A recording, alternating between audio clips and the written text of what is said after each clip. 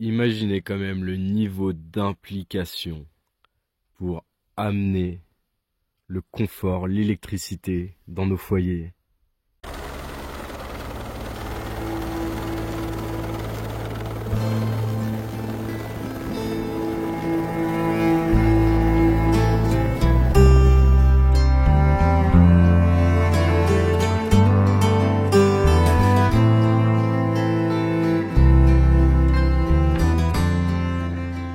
Donc en fait, comment ça marche tout ça? C'est pas très compliqué, quoique. En fait, dans le principe, c'est pas très compliqué. Là-bas, un petit peu plus loin, il y a un barrage, un réservoir d'eau, et donc une centrale électrique. L'eau du réservoir qui est amenée dans une conduite forcée dans des turbines va produire de l'électricité avec de gros électro-aimants. Et ensuite, c'est envoyé vers un poste électrique qui renvoie sur ces lignes à haute tension. Et là, c'est parti pour des centaines de kilomètres jusqu'à votre petit panneau électrique. Et donc, dans l'art de s'émanciper face aux éléments, l'homme aura finalement eu gain de cause à aller affronter la nature, y imposer nos lois, nos règles.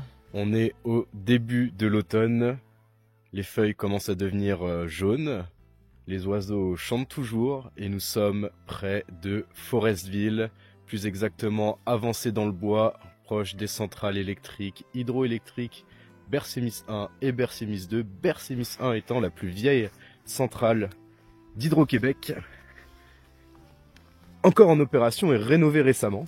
Un très bel endroit. Imaginez quand même le niveau d'implication pour amener le confort, l'électricité dans nos foyers, pour qu'on jouisse tous d'une facilité à se chauffer, à se divertir, des fonctions de la vie, enfin des accessoires plutôt de la vie tellement basiques, tellement rendus normaux, mais qui en fait demandent une force de travail phénoménale, que ce soit là ou là dans les biceps. Non, franchement, c'est bluffant. Et un endroit façonné par l'homme pour apporter cette électricité, cette fameuse électricité, tout ce confort apporté par la maîtrise de la nature dans nos foyers. Ce travail titanesque pour installer des centaines de kilomètres de lignes électriques, des barrages, des réservoirs, des énormes turbines qui produisent ce doux nectar qu'est l'électricité. Prochaine étape, là-bas. Alors je vais essayer de trouver les linottes, l'expression tête de linotte, les gélinottes, ces petites volailles qui aiment rester sur la route, se jeter sous les roues des voitures. En fait, elles ne se jettent pas, c'est juste elles se mettent là, elles ne bougent pas, ou beaucoup trop lentement pour les voitures. Bah, elles étaient là, je les vois plus. Vous n'aurez jamais goûté une aussi tendre et délicieuse gélinotte. Vous pouvez retrouver ma recette. C'est champêtre, hein. Ça donne envie de courir à travers champs. Ça me rappelle quand même un petit peu ma terre natale en France. On était aussi un peu entouré de nature et de campagne. Et les odeurs, la sensation de liberté, l'émerveillement face à la nature, l'innocence infantile, en fait, qui se perd au fur et à mesure de la vie. Mais pour celui qui sait la préserver, peut-être la voie du bonheur qui se dessine. Mais bon, n'oublie pas qu'il y a un temps pour tout.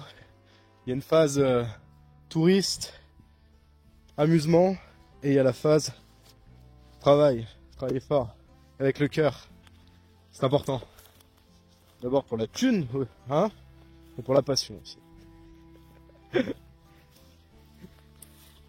Ouais, faut se nourrir et nourrir sa famille. Ça, c'est indéniable. Une fois le frigo rempli, on peut remplir l'âme. Quand on arrive à associer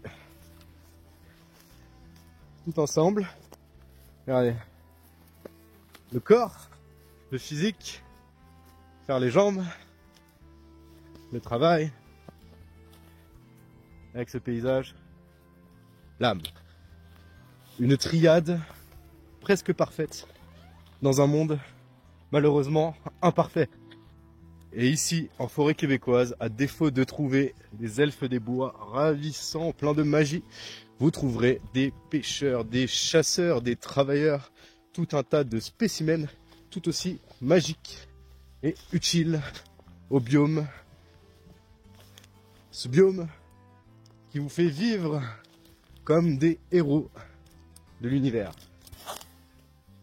Je vais me péter la gueule. Et ce rocher là-bas, et bien dans un jeu vidéo, il donnerait des pouvoirs. Ce serait une stèle avec sûrement un signe lumineux qui s'afficherait. Alors attendez, on va y aller. Ça se trouve, il donne des pouvoirs. Je suis en train de dresser des hypothèses. Imaginons seulement une probabilité, disons, qui tend vers l'infiniment petit.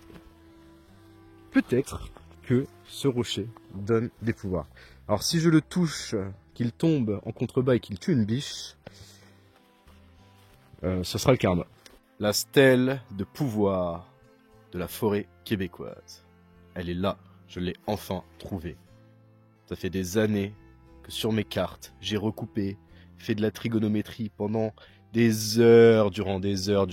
J'étais au CP, j'apprenais la trigonométrie pour retrouver cette stèle déjà, je vous jure. Et là voilà. Touchons cette stèle.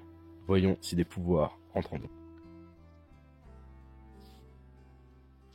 Je suis déçu. Tant d'années de sacrifice pour rien. Je n'ai rien senti, je ne me sens pas plus fort. Mais, si je n'étais pas venu, je n'aurais pas vu qu'il y avait un lac là-bas.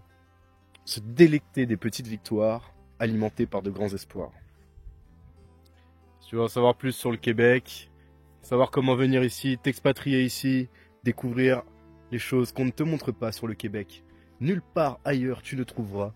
Donc, je t'invite à t'abonner et à suivre ce qui se passe sur ces terres prospères. À la revoyure pour de nouvelles aventures.